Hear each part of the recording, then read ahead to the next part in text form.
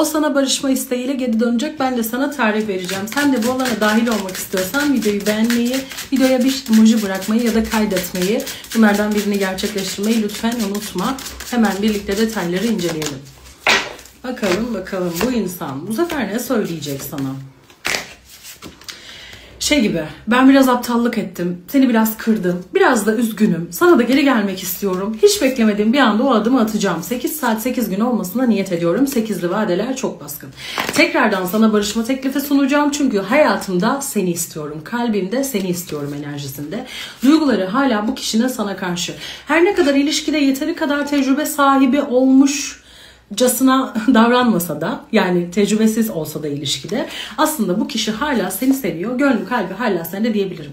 Sen çok yıpranmışsın ama her şeyi toparlayacak ve gerçekten barışacaksınız. Umarım en erken şekilde şifa olur, bekleyişlerine değiyor.